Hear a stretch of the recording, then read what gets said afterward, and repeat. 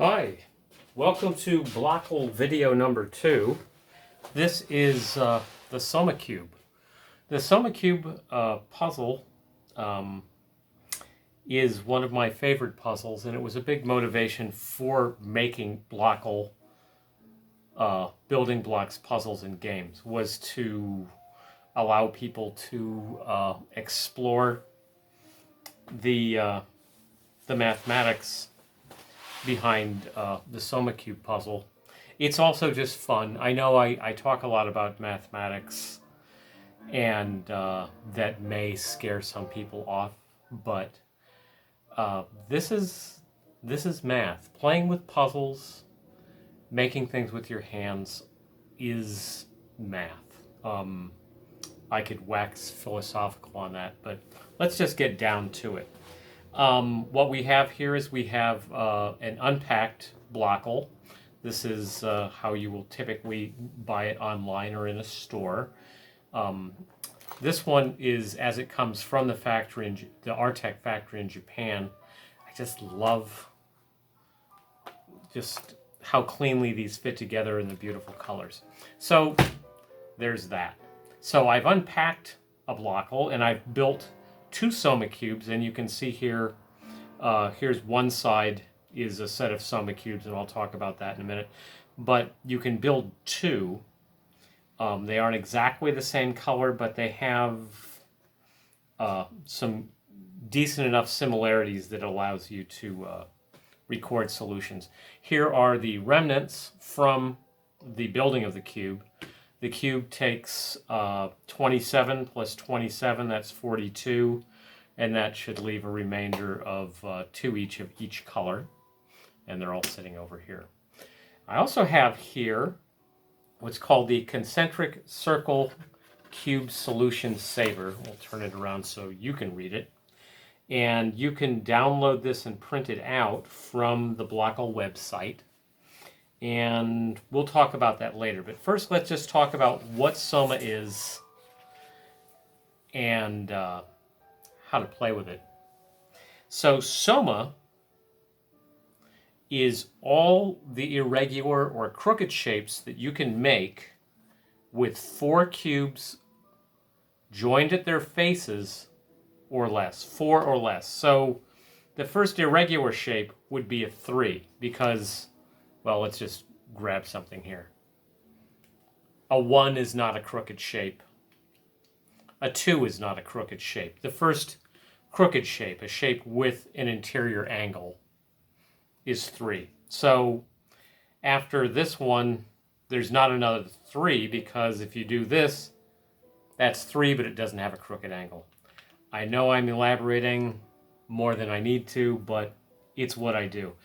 Now we have to go to 4s. So you end up with an L and a Z and a T for the flat ones. So you end up with 4 flat ones. But then you end up with these 3 that stick through 2 layers when you build a cube or anything else that's a 3-dimensional pattern that's coming up off your playing surface. So you end up with these 2, which are actually mirrors of each other, which is, from a mathematical perspective, that's kind of fun. To have a system that's this small, just 7 pieces, and such a terse description of how they go together, it has something that mirrors itself in it. So there's these 2 pieces, and there's this one, which I call this one the crystal. I call these 2 the helices.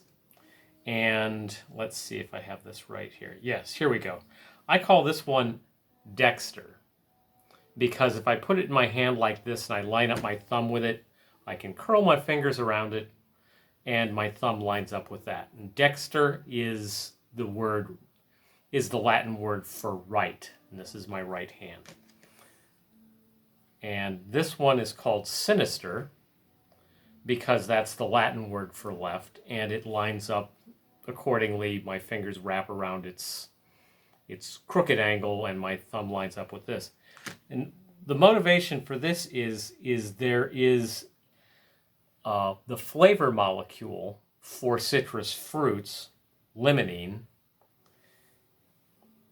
the lemon version of it is a right-handed chiral molecule, lemon, yellow, and the orange version of that flavor is a left-handed molecule, of the same molecule, limonene, left-handed. So I just felt like I had to do that. So that's the motivation there. Okay, so, but you can make 2 cubes from the pieces that are available. So the 2 yellows match, don't they? They should match. Yes, they do. I was trying to make them mirrors. Yet they are, in fact, the same orientation. Orange, there weren't enough oranges, so you end up with oranges on the ends of this one. Pink and purple, black and brown. I call these both caramel in my system because I want single letter names. I want distinctive names that I can use the first letters for doing another way of saving solutions. The blues are both Z's, the L's are both greens, etc., etc. So that's all well and good. Let's build a cube. Now here, the concentric circle cube solution saver, which you can download, allows you to make cube solutions and store those solutions and even cut them out and put them together into categories. And I have some artwork that I'll show you in a minute that demonstrates that more concretely, ways that you can categorize and that's that math word again. There's some cool math in there.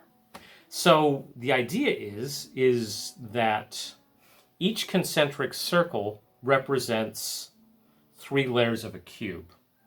So the very smallest circle would be the lowest one, and that's, in this case, it's red, and then the middle is orange and violet.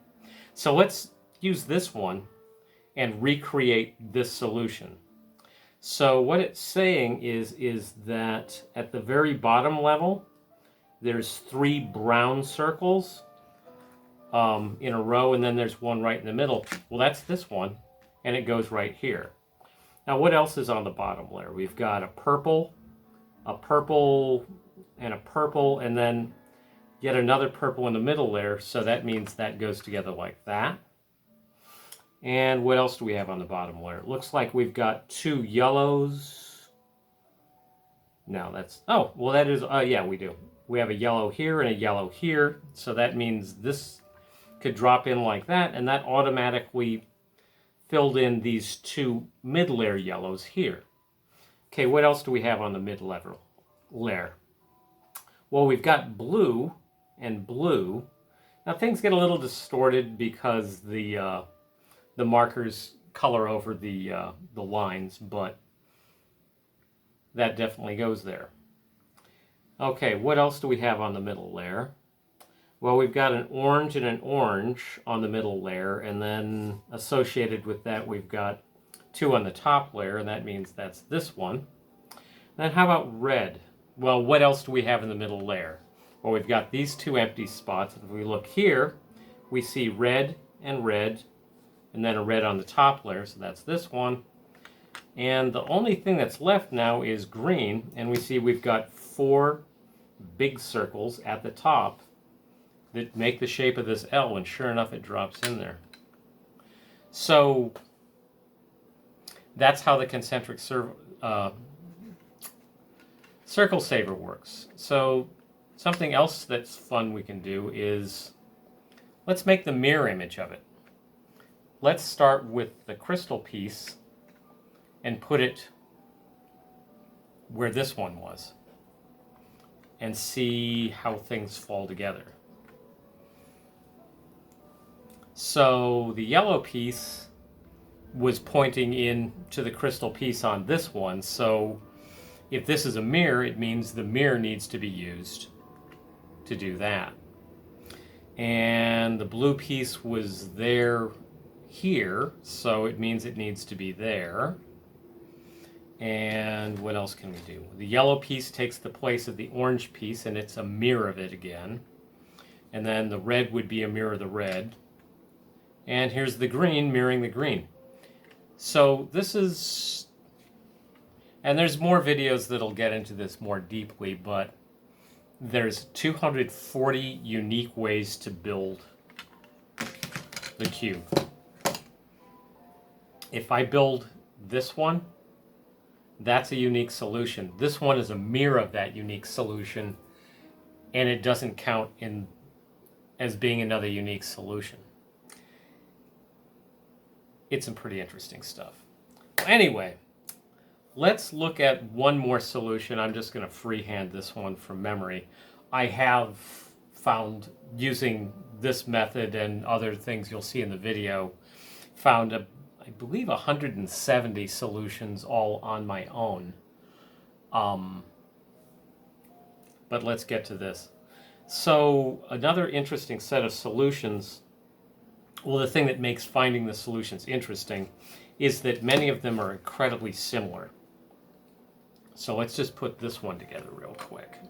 We'll take this one out of the way. And go like this, and like this, and like this.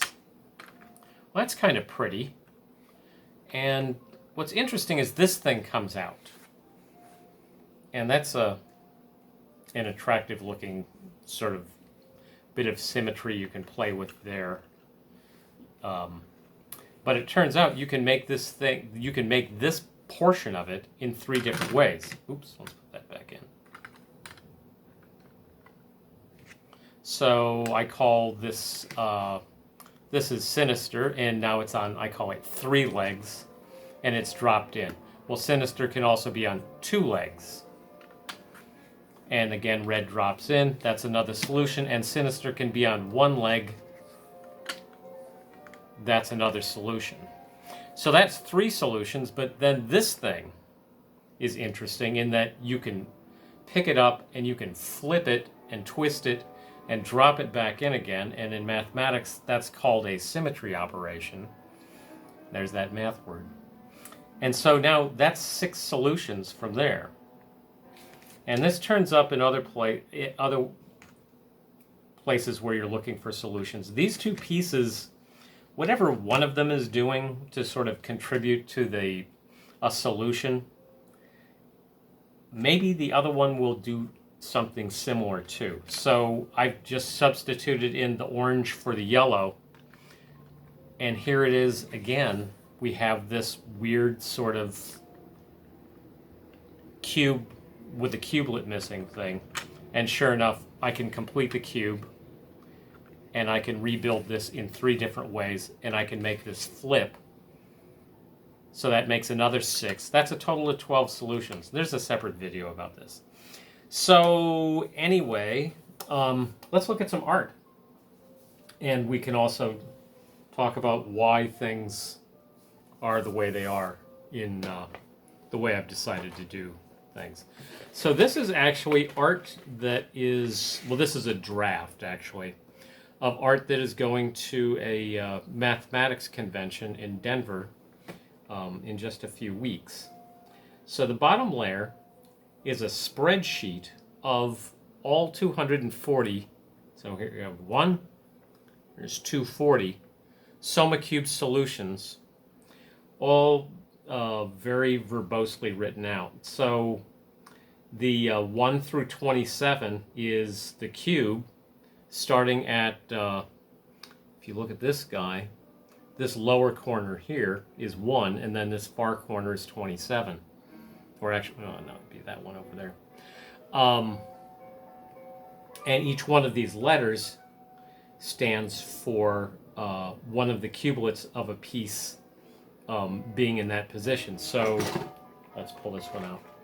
So that's one of the reasons I have the names that I have for these. Caramel is what I'm using for brown, because if I use B for brown, then I can't use B for blue, so caramel. And the black piece is also caramel. So anyway, so 1, 2, 3, 4. That's where the caramel piece is. So that's what the bottom layer of this picture is. The middle layer is a tree graph of all 240 solutions that shows how those 240 solutions relate to the relationship of the brown piece or caramel piece being locked into these three, into this position, and there's some math behind that, and you'll find links for that. And then the permutations of this crystal piece throughout just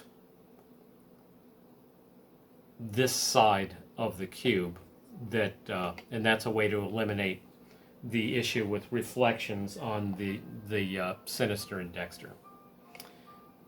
And then the very top layer is the concentric circle solutions of 12 unique solutions that are what I was showing you earlier with the pieces. Well, they're right here. This piece has a symmetric operation, and this piece has a rearrangement operation that works in two different, works with both the sinister and dexter. So there you go. There's more BLOKL videos to come. There's the Tetrominoes. There's Block Talk, which is a game like 20 questions.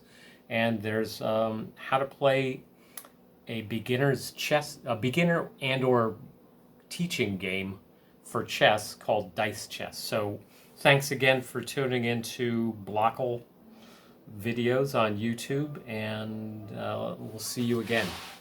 Bye-bye.